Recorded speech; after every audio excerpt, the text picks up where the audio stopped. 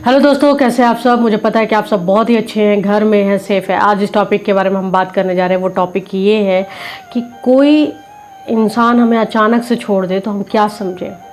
हमारा जो पार्टनर है वो अगर हमें अचानक से छोड़ दे तो हम क्या समझें। इस पर बात करने के लिए तो बहुत कुछ है, बट फिर भी मैं आपको थोड़े में समझाना चाहूँगी, क्योंकि मेरे हर वीडियो में आपको आंसर लगभग ऑलमोस्ट मिल ही जाते होंगे सेम। क्योंकि जो चीज़ अचानक से होती है, इग्नोर करना होता है, छोड़ना होता है, आपको आपसे अलग होना था, सबके एक ही रीज़न होते हैं। तो चलिए उस डिटेल पे थोड़ा सा बात करेंगे। वीडियो लास्ट तक ज़रूर देखें, आपको कुछ ना कुछ क्यों बोलूँ यार, आपको पूरा समझ में आएगा अगर आप ट्रस्ट कर पाओगे तो। और ये जो बोल रही हैं वो कहीं ना कहीं मेरे साथ होता है।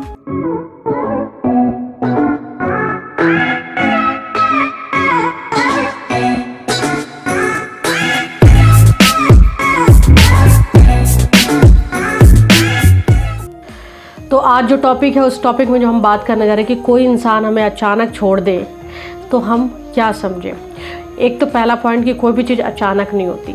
ये जो आपने क्वेश्चन पूछा है मुझसे कि कोई इंसान हमें अचानक छोड़ दे तो हम क्या समझें या हम उस चीज़ को क्या देखें, तो मैं आपको बता दूं कि कोई भी चीज़ अचानक नहीं होती। छोड़ने वाली बात कर रही हूँ, और सब जो प्रॉब्लम होती है वो तो होती है, बट ये छोड़ने वाला इंसान जो होता है वो कभी भी अचानक नहीं होता है। अचानक से कैसे आप खुद सोचो, आप कैसे अचानक से मूड बना लोगे आप मुझे इसके साथ नहीं रहना। अचानक नहीं होता है, वो उनके अंदर बहुत पहले से प्लानिंग चलती रहती है कि आप मुझे नहीं रहना। ये जो रिजेक्शन है ये आपको बहुत दिनों से फील हो रहा होगा, बहुत दिनों से ऐसी चीज़ें हो रही होगी कि आपको पता चल रही होगी कि हाँ प्रॉब्लम है, कुछ ना कुछ इग्नोरेंस हो रहा होगा, बिना फालतू बिना बात के टॉपिक में आपको डांटना चिल्लाना हो रहा होगा, आपकी तरफ रिस्पॉन्स अच्छा नहीं होगा, आपकी केयरिंग नहीं होती होगी, आपकी पैम्परिंग नहीं होती होगी, पहले जैसे जो भी चीज़ें थी वो सब नहीं होती होगी।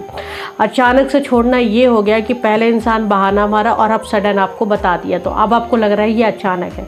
तो ये अचानक नहीं है। इस अचानक को भी आप यही नाम दे सकते हो कि इंसान आपको धोखा दे दिया। इस अचानक को भी आप यही नाम दे सकते हो कि इंसान ने आपको इग्नोर कर दिया। इस अचानक को भी आप यही नाम दे सकते हो कि इंसान आपको छोड़कर चला गया।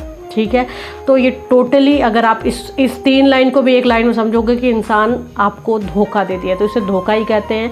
अब ये क्यों किया होगा, ये रीज़न है। पहले तो आपको अपने आप में देखना पड़ेगा कि आपकी तरफ से कोई गलती तो नहीं हो रही है। गलती क्या होती है, बहुत सारे लोग ऐसे होते हैं कि गलती तो नहीं कर रहे होते, बट ये सोच रहे होते हैं कि जैसे सामने वाला ब्लेम टंगा देता है तो सोचते हैं यार मेरी ही गलती थी, शायद मैं ये नहीं करती या ये नहीं करता तो ये चीज़ें नहीं बिगड़ती। बट ऐसा नहीं होता है। एक आत्मा नाम की भी चीज़ होती है, अंदर से आवाज़ आती है, आपको खुद पता होगा कि आप कुछ क्या गलत करते हो क्या नहीं करते हो।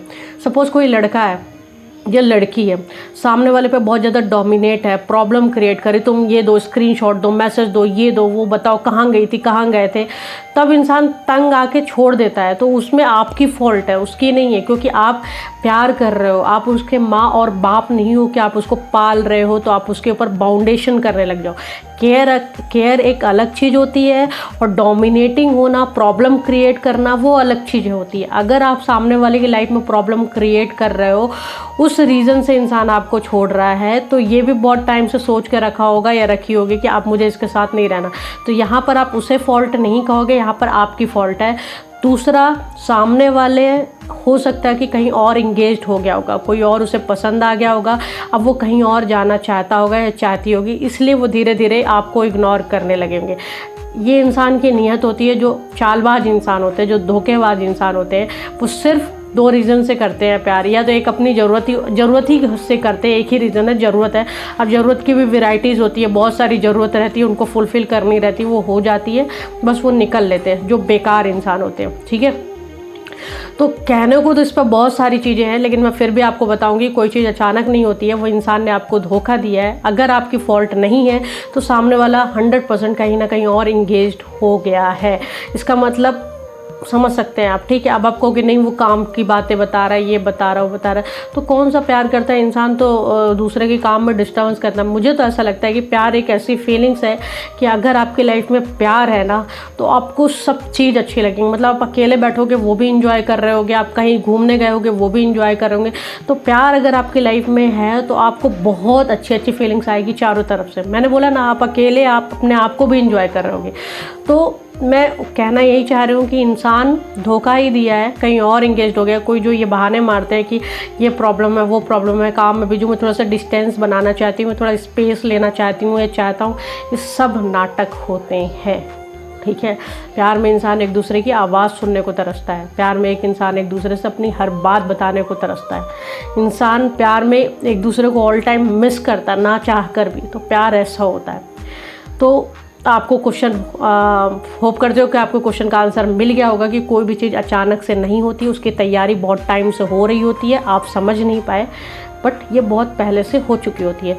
तो फिर मिलेंगे कल वेडनेसडे, थर्सडे पे एक नए क्वेश्चन के साथ जो स्टोरी पे शेयर था। तो डेली 12 बजे वीडियो मिस ना करें। यूट्यूब की प्रीमियर मॉर्निंग में लग जाती है तो नाइट पे ही लग जाती है, तो चेक जरूर कर लें।